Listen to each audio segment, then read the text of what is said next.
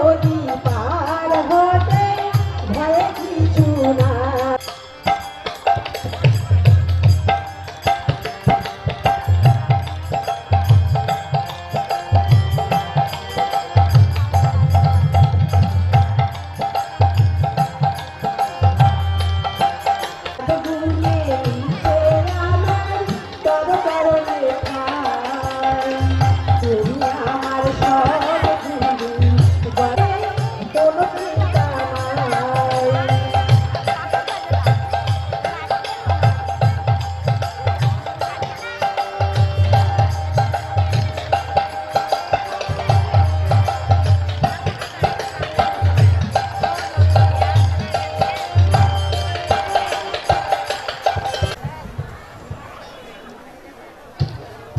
বলুন জয় জয় শ্রী গুরু প্রেমানন্দে হরি হরি বল।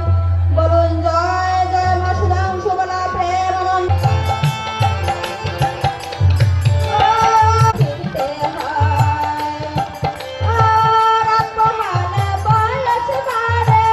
মানুষ কেন ভুলাতে ফিরতে হয় দিনের এই জীবনটা।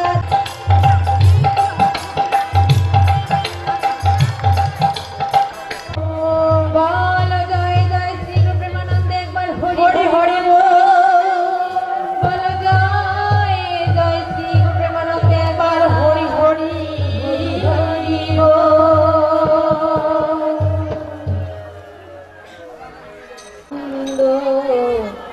গৌরব রবি কীর্তিমা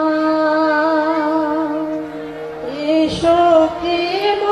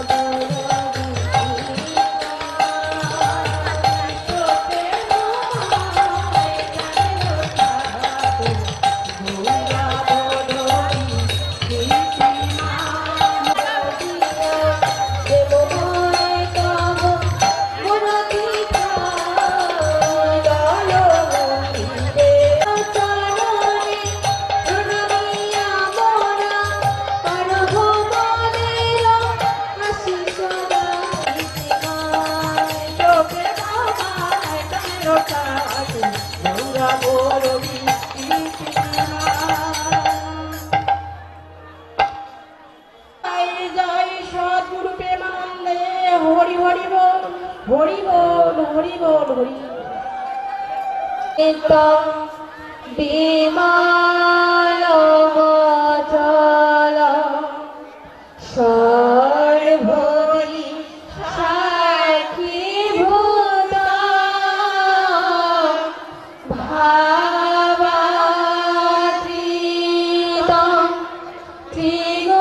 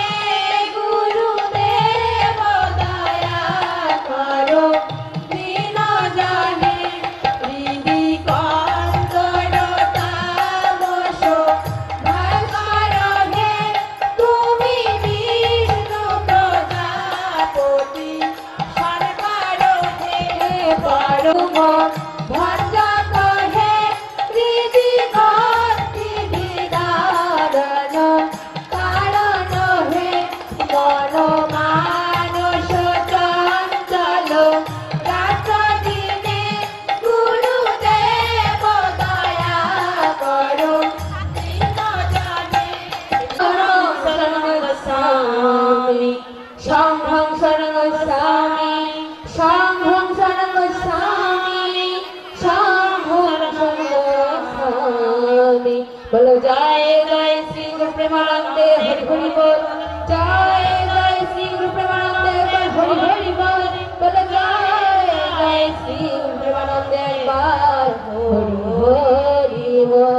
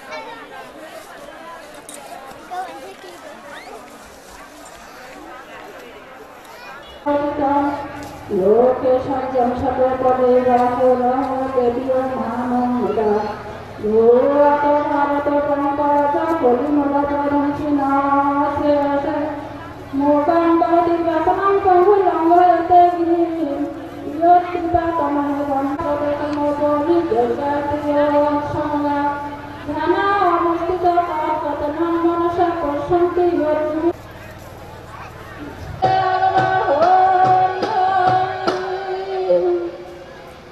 जय गुरु।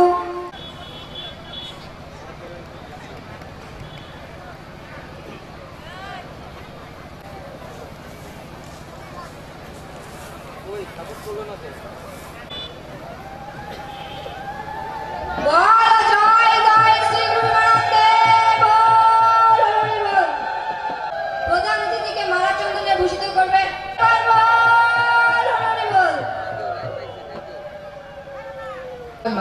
এবারে ঠাকুরের বাণী পাঠ করবেন জয়লক্ষ্মী রানী রায় জয়া পুরুল ছাড়সাদ সংঘ। জয় গুরু জয় মা। সেই কথাই প্রচার করতে চাই, তোমরা শরীরে মনে ভাবে কাজে চিন্তায় সৎ হও, বলিষ্ঠ হও, গরিষ্ঠ হও, সত্যকে আশ্রয় করে চলো। এক সত্যই তোমাদের সব দিতে পারে, সংসারে সব থাকবে। তোমরা ভগবানের দাস হয়ে সব তারই জেনে সুষ্ঠুভাবে তারই কাজ করে যাবে। বাইরে এসব তোমার বলবে, কিন্তু অন্তরের অন্তঃস্থলে জানবে এরা তোমার কেউ নয়, সব ভগবানের। জয় গুরু জয় মা। জয় গুরু জয় মা। উচ্চ আসনে সূক্ষ্ম দেহে আমার প্রাণের আরাধ্য দেবতা শ্রী শ্রী 108 স্বামী নিগমানন্দ সরস্বতী পরমহংস দেবে তার রাঙ্গারাধ্য চরণে আমার সহস্র কোটি প্রণিপাত নিবেদন করছি।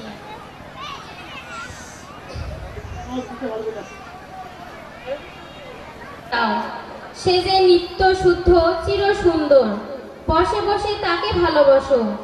রক্ত মাংস মলমূত্রের সম্বন্ধ ছাড়ো, যে তোমার তার জন্য কাঁদো। অনিত্য সম্বন্ধে মজিয়া থাকিয়া নিত্য ধনকে অনাদর করিও। আদর্শ গৃহীর বিশেষ প্রয়োজন। আশীর্বাদ করি তোমরা সমাজের সে অভাব পূর্ণ করো। স্বামী স্ত্রী সকলে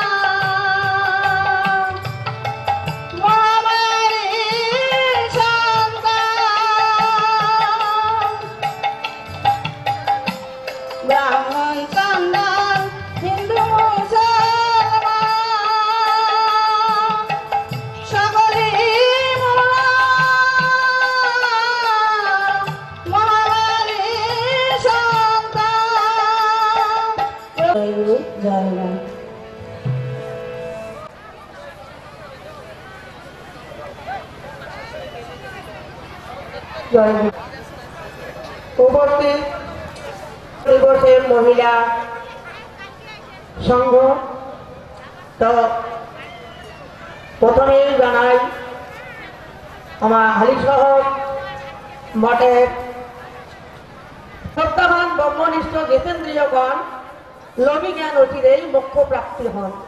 বৃন্দাবন ভূমি, তোমরা এখানে সবাই এখন ভক্ত সম্মেলন, তা কাজেই আমাদের ঐকান্তিক শ্রদ্ধা সহমনকারে আমাদের এই যে মহারাজের ভাষণ হোক, যে কোনো অনুষ্ঠানে হোক, আমাদের সকলেই নারী পুরুষ সকলেই একাগ্রতার সহিত আমার এগুলো শ্রবণ করণ হৃদয়ঙ্গম করা দরকার।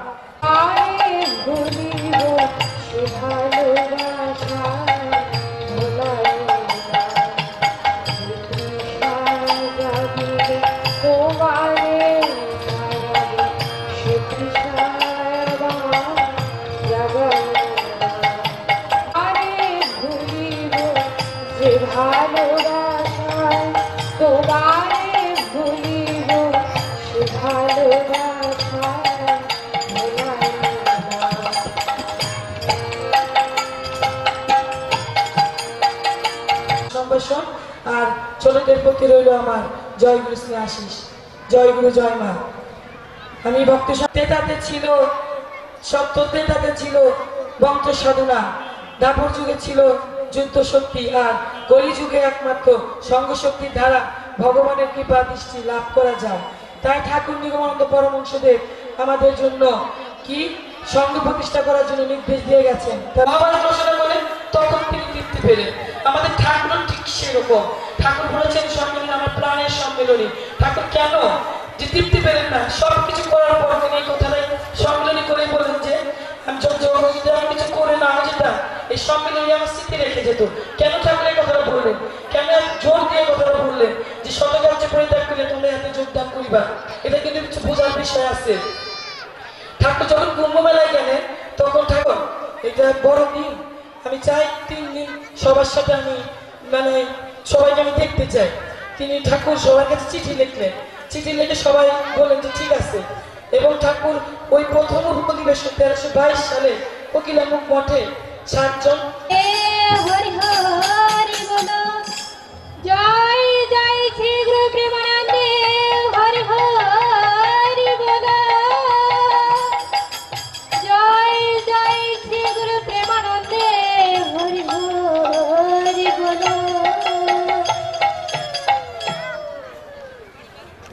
জয় গুরু। গো প্রেমে ঠাকুর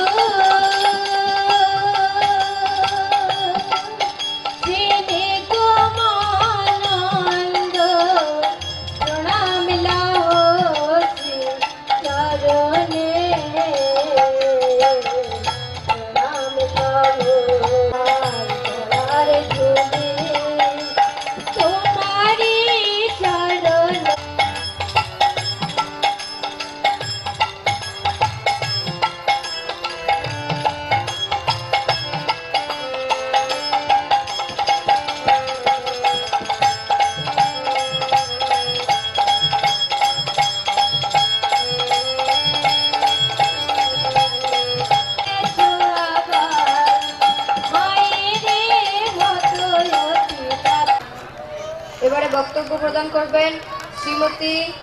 মানুষ কিন্তু মানুষ হয়ে জন্মানো, ফার্স্ট তাকে মানুষ হতে হয়। তাহলে আমরা কেমন মানুষ?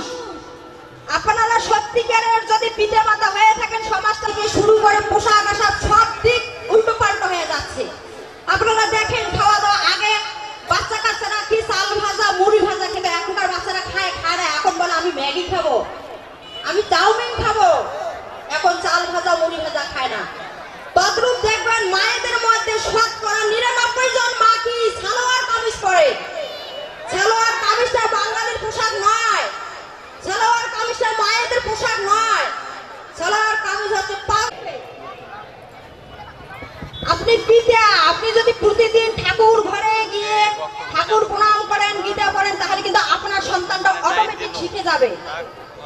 আর আপনি যদি এটা না করে, সর্বভবন্তু সুখিনা সর্বসন্তু নিরাময়া সর্বে ভদ্রাণী পশ্যন্তু মা কচিৎ দুঃখ ভাগো ভবেৎ। দেখেন, এটার মানে হচ্ছে যে পৃথিবীতে সকলেই সুখ শান্তি চাই, তাহলে আমিও তো সেখানে একজন, আমিও তো সেই সুখ শান্তিটা পাবো।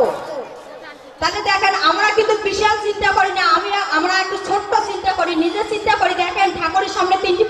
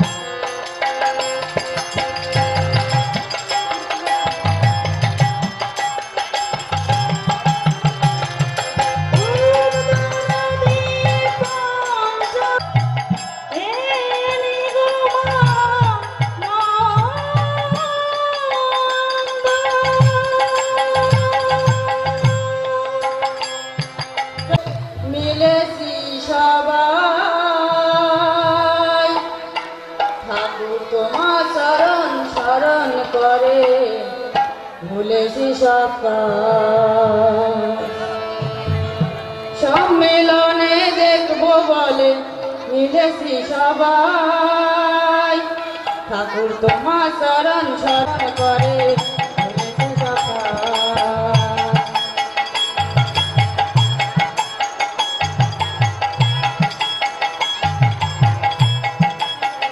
সবার মুখে দেখবো হাসি তোমার নিমন্ত্রণ। আজ মেলাতে চলছে একটা বিপুল আয়োজন। চতুর্দিকে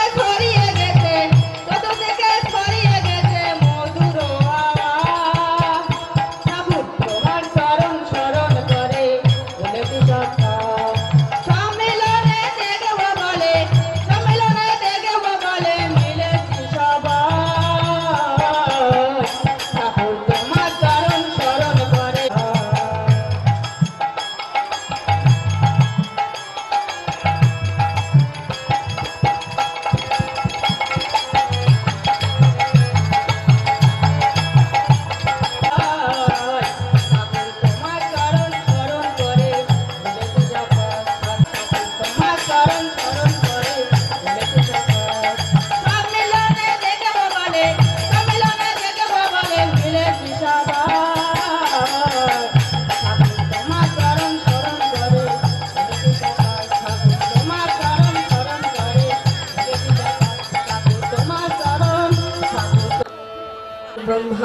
বিষ্ণু গুরুদেব মহেশ্বর গুরুদেব পরম ব্রহ্ম তস্मै শ্রী গুরুবে নমঃ।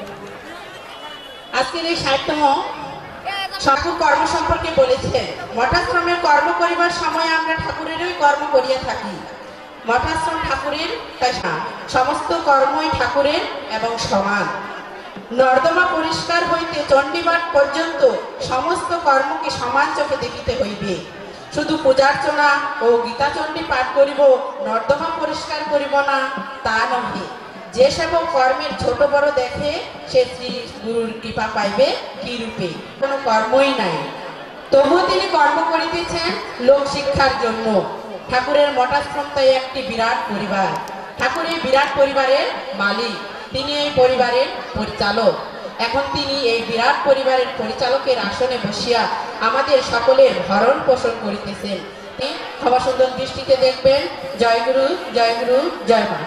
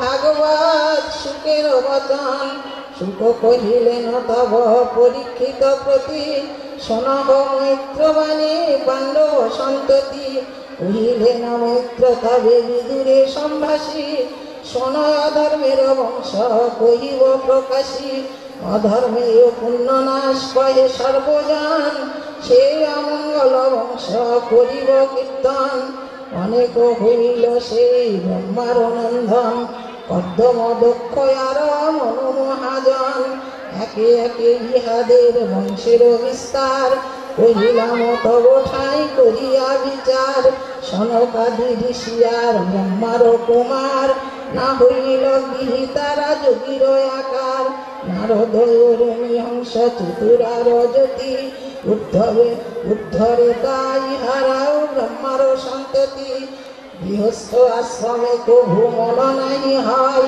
এই হেতু বংশহীন জানিবে নিশ্চয়।